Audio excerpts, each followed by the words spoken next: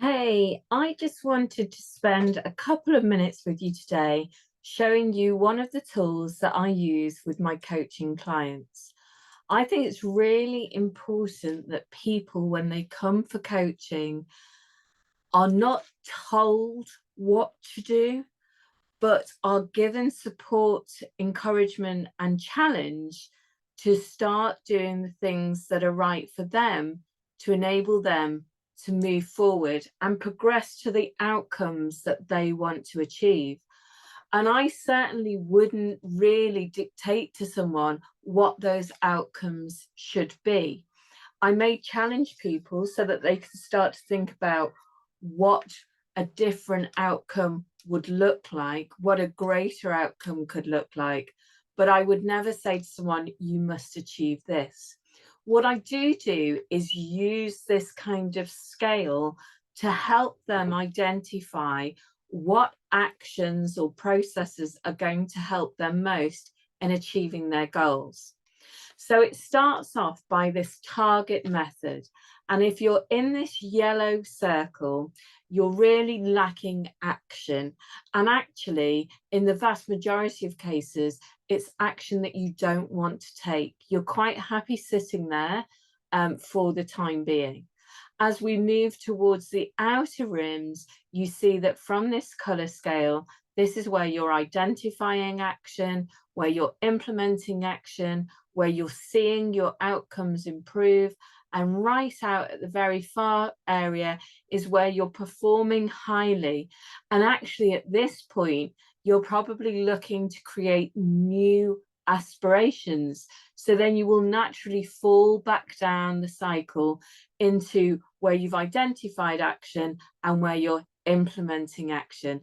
And this is how we create this kind of continual cycle of self-development.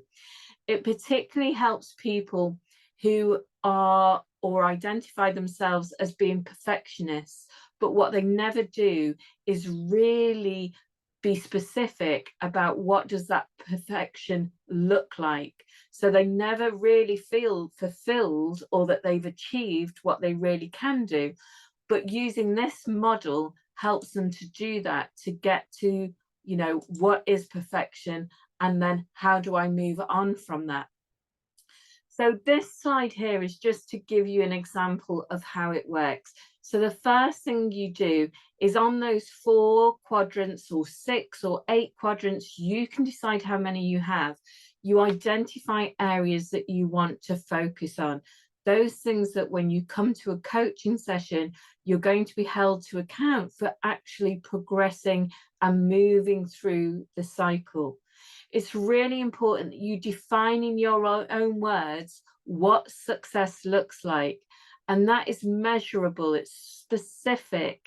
It's either got a number attached to it or an event or an achievement in some way that you then know when you've hit that level of success.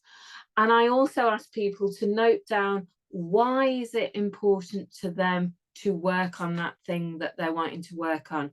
And as you know, if you've followed me for a while, I'm a really strong advocate of understanding your deep-rooted why, that personal connection to you that will give you the energy and the motivation to achieve what you want to achieve. So each colour on the target is worth a value of 2 points. And that's so that you can split it down into 1 or 2 actions that you're going to take to start moving up the scale. And it's really important that you don't jump from a 2 to a 6 or from a 6 to a 10.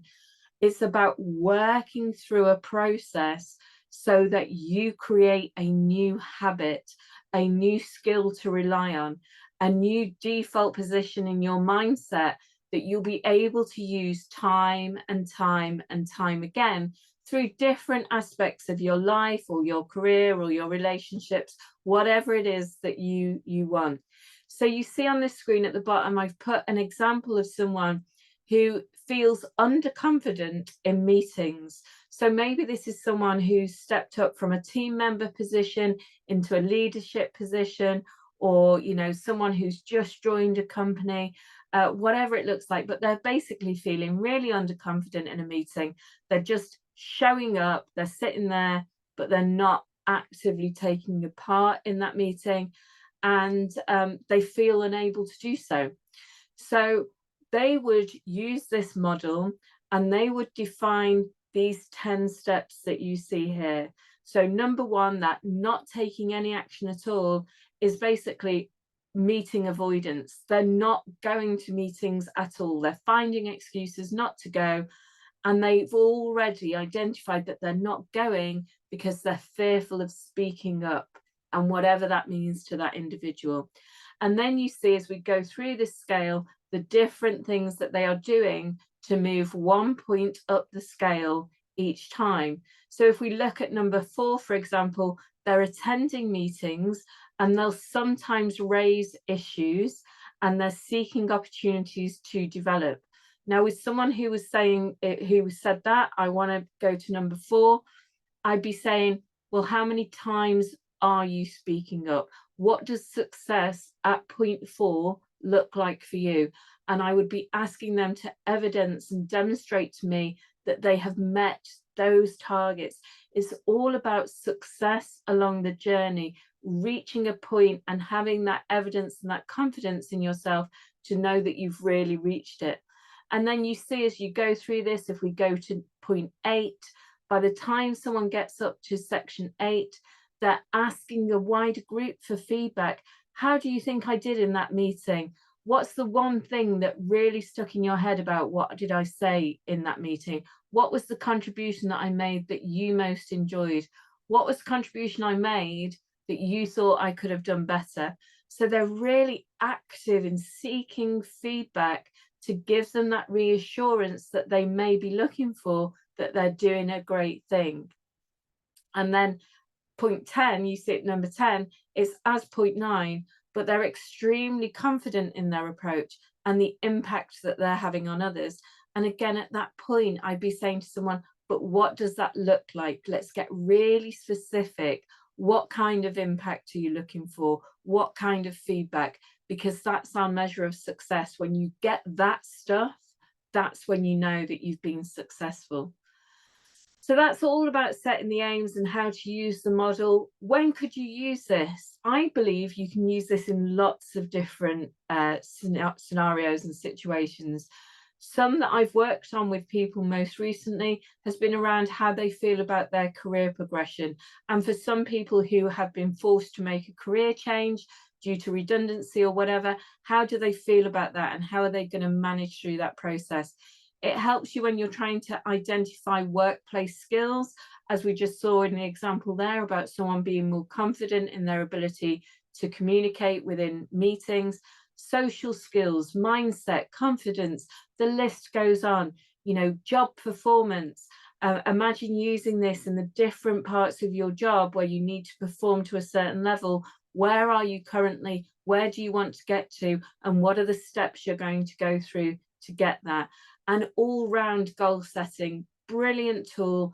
I use this a lot, but more importantly than that, my clients get a lot of success from using this tool, which is why I thought it was important to share it with everyone today.